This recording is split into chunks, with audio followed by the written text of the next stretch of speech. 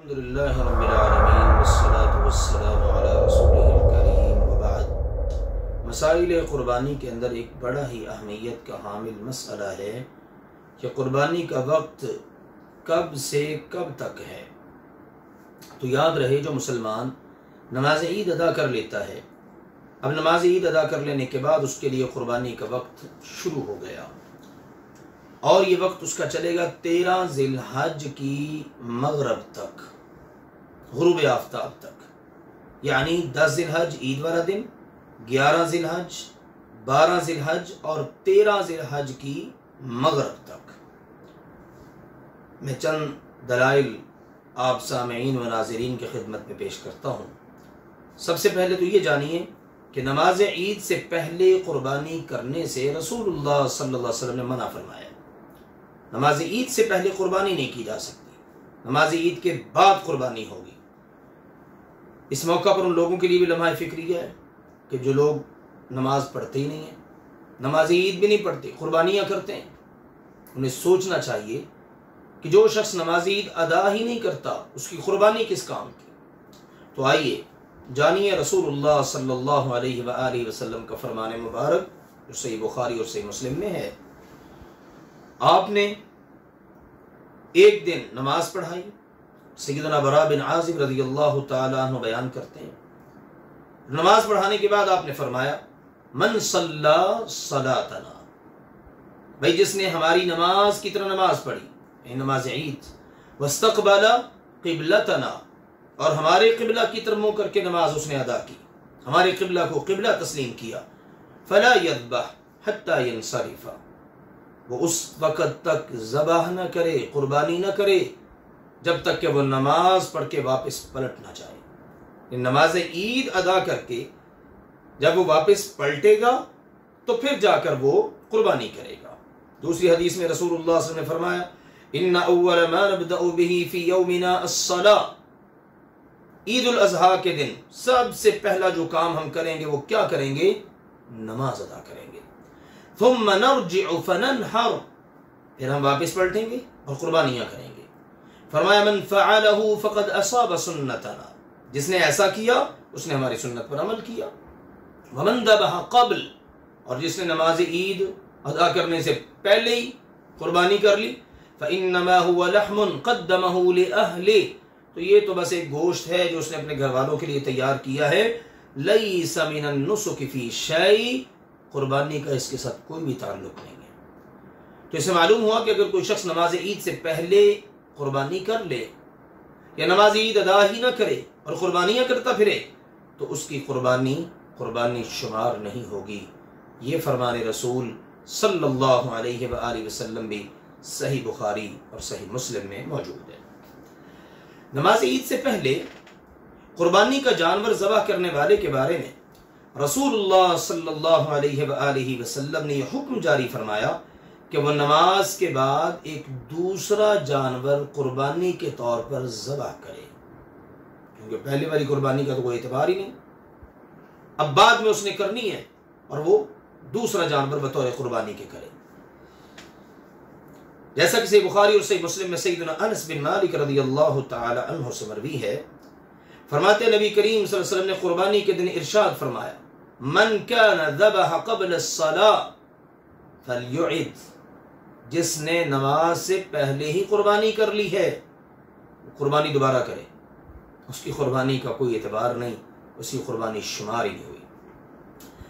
صحیح بخاری اور صحیح مسلم میں ہی سیدنا جندب بن سفیان بجلی رضی اللہ تعالی عنہ سے روایت ہے، فرماتے میں عید الاضحیٰ کے موقع پر رسول اللہ صلی اللہ علیہ وسلم کے ساتھ تھا۔ کیا خوش قسمتی ہے صحابہ کرام رضوان اللہ علیہم اجمعین کی کہ ان کی عیدیں رسول اللہ صلی اللہ علیہ وسلم کے ساتھ گزرتی تھیں۔ سبحان اللہ، اللہ ہمیں اپنے پیارے نبی کا قیامت کے دن اور جنتوں میں ساتھ نصیب فرمائے۔ تو کہتے ہیں میں رسول اللہ صلی اللہ علیہ وسلم کے ساتھ تھا، عید الاضحیٰ کا موقع تھا، جب آپ لوگوں کو نماز پڑھا چکے تو دیکھا کہ ایک بکری ذبح کی ہوئی ہے۔ نماز پڑھائی نا، سلام پھیرا تو دیکھا بکری ذبح ہوئی پڑی ہے۔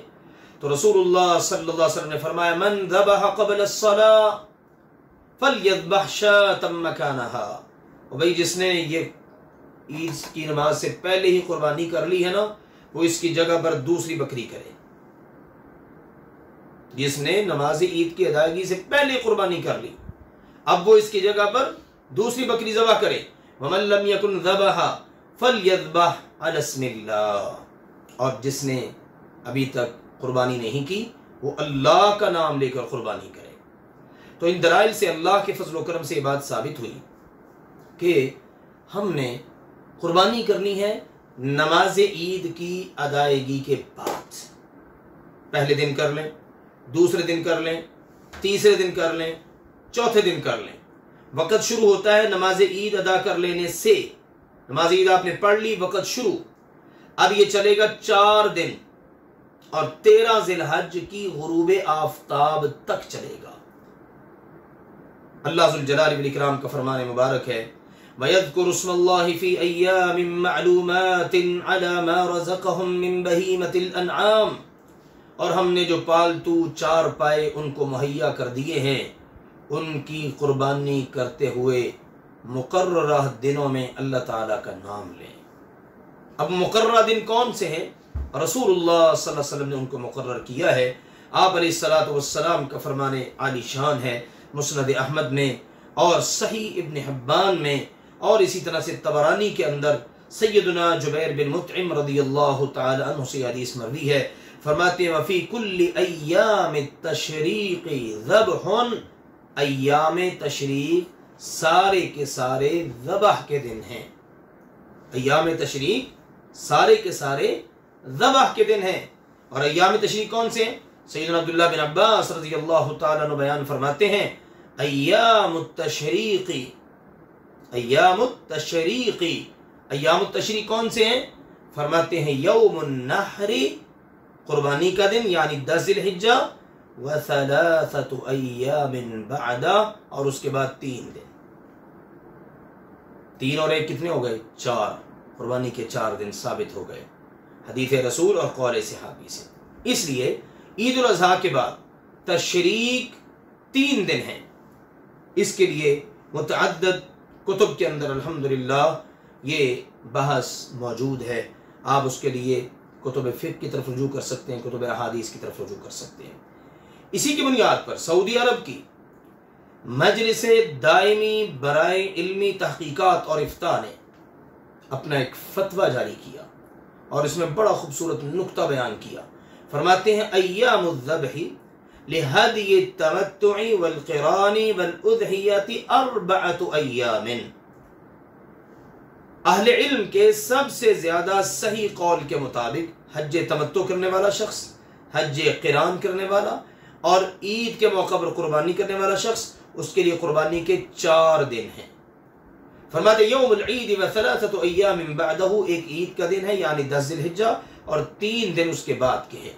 وَيَنْتَهِ الذَّبْحُ بِغُرُوبِ شَمْسِ الْيَوْمِ الرَّابِعِ، اور یہ جو ذبح کا وقت ہے نا یہ 4تھے دن سورج کے غروب ہوتے ہی مکمل ہو جائے گا۔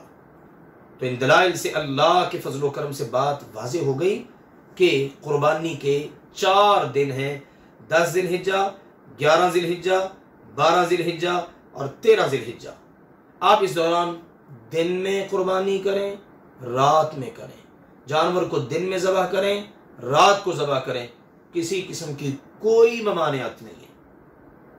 بعض لوگ مغرب کے بعد قربانی نہیں کرتے، بعض لوگ رات کے وقت قربانی نہیں کرتے، بلا وجہ خود سے ہی بنا لیا، خود ساخت باتیں کہ جی ممانعت ہے۔ کہاں ممانعت ہے بھائی؟ بعض احادیث مروی ہیں لیکن وہ صحیح ثابت نہیں ہے، صحیح سند سے ثابت ہی نہیں ہے۔ لہٰذا آپ نے جس وقت نماز عید ادا کر لی، آپ کے لیے قربانی کا وقت شروع ہو گیا۔